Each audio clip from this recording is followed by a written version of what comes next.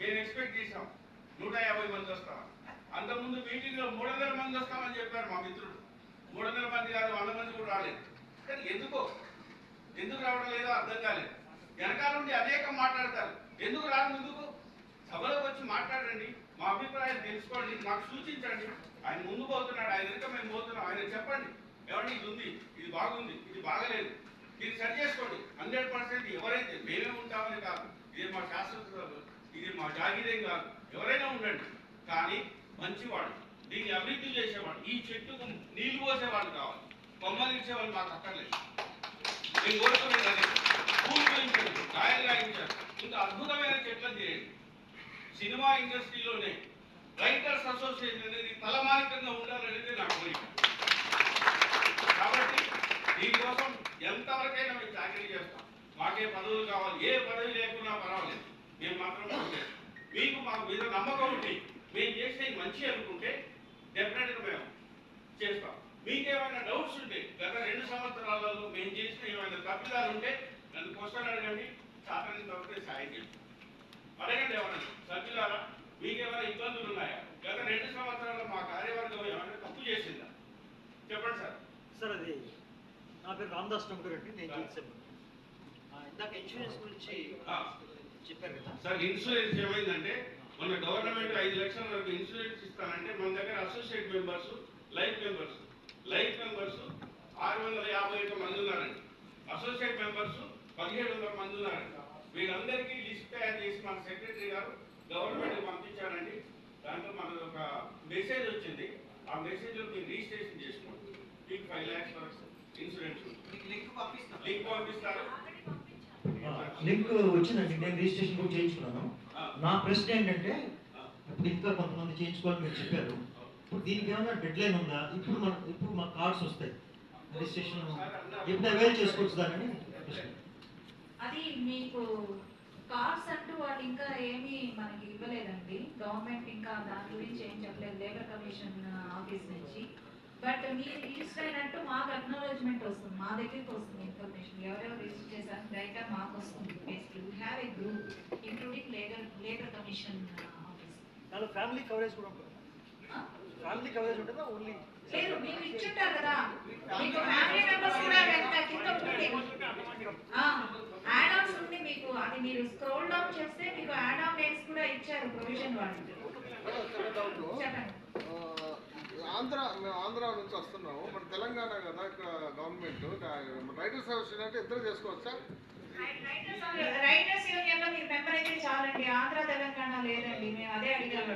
తెలుగు సినీ రచయితల సంఘం సభ్యుల కోసం, తెలుగు సినీ రచయితల సంఘం అండి. Thank you sir, thank you. Nominees option కూడా ఉందండి, మీరు అది స్క్రోల్ డౌన్ చేస్తే అప్లికేషన్ లో కూలంకషంగా మీకు నామినీస్ ఆప్షన్ కూడా వస్తుంది.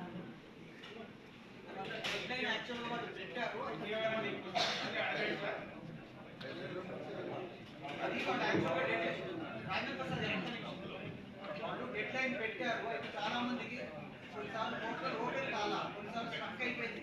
అందుకని మేము వాళ్ళని రిక్వెస్ట్ చేయడం జరిగింది, దాన్ని పొడిగించారు. ఇంకా దాదాపు 15-20 days వరకు మనం రిజిస్ట్రేషన్ చేసుకోవచ్చు.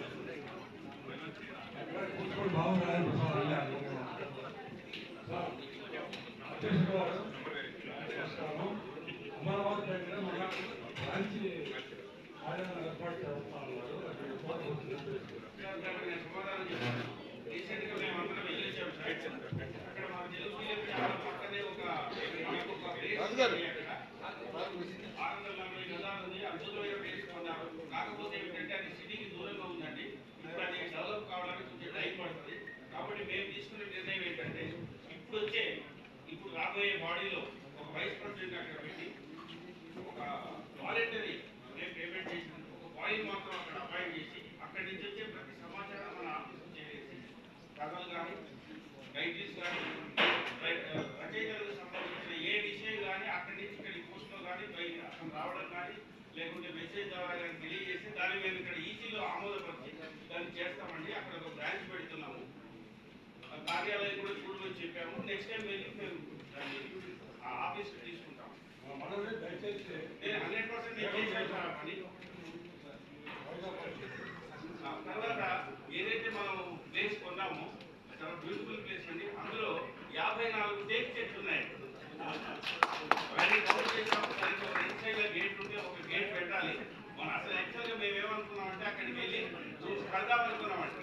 ఒక 4 రూమ్లు వేసి అసోసియేషన్ అక్కడ పెట్టి ఒక 2-3 మీటింగ్లు అక్కడ పెడదాం అనుకున్నాం. కానీ అక్కడ నివాసం ఏం కాదు సార్, సేఫ్టీ లేదు, కావాల్సిన వాళ్ళకి చాలా దూరం ఉంది. నేను మంచి ప్రాపర్టీ దాన్ని ఆ గేట్ పెట్టి ప్రొటెక్ట్ చేసుకుంటే ఆ చెట్లే మనకు సంపాదించే.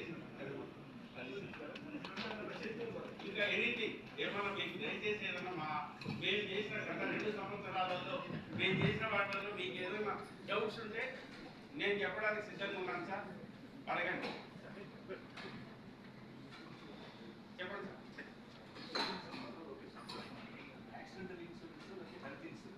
అన్ని అండి, అన్ని కవర్ అవుతాయి సార్, అన్ని కవర్ అవుతాయి సార్. యాక్సిడెంటల్ ఇది హెల్త్ కవరేజ్ అన్ని ఉన్నాయి. అన్నీ ఉన్నాయి. సో ఇద్దరితోటి మన కార్యక్రమం సమావేశం. సారీ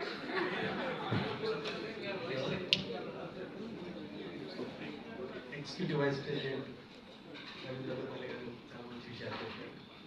ముందుగా అధ్యక్షులు డాక్టర్ పర్చూరి గోపాలకృష్ణ గారికి, మా సోదరి ఉమర్జీ అనురాధ గారికి, నటరాజు గోపాలకృష్ణమూర్తి త్రయానికి ఫస్ట్ నేను శుభాకాంక్షలు.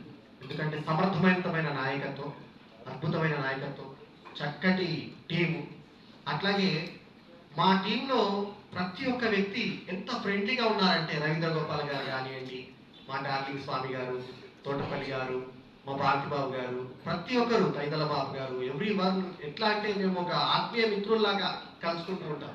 వివాదాలు లేకుండా ఉంటారు. అది ముఖ్యంగా చెప్పాలనుకున్నాను. ఎందుకంటే ఫ్రెండ్లీ అని చెప్పారు కదా, చాలా మంచి ఫ్రెండ్లీ వాతావరణం అండి. సత్యవ్యామి సార్ కానీ, వేమూరు సత్యనారాయణ గారు కానీ, ఎన్వి సుబ్బరాజు గారు, ఎస్వి రామారావు గారు, అంటే టీం ప్రతి ఒక్కరు ఎందుకు వెలిగెల రాంబాబు గారు ఎందుకు గుర్తు చేస్తున్నా అంటే ప్రాణమిత్ర గారు కానివ్వండి, ఒక ఆత్మీయమైన సమాహారం లాగా ఉంటుంది మేము అందరం కలుసుకుంటే. మంచి మంచి విషయాలు, మంచి మంచి ప్రణాళికలు. రవీంద్ర గోపాల్ గారు అయితే అక్కడికి వెళ్ళిపోయి ఆ చెట్లని లెక్కబెట్టి దాని గురించి అన్ని చేస్తారు. అట్లాగే రాజు గారు, రాసి, వీళ్ళందరికీ కూడా శుభాకాంక్షలు తెలియజేసుకుంటూ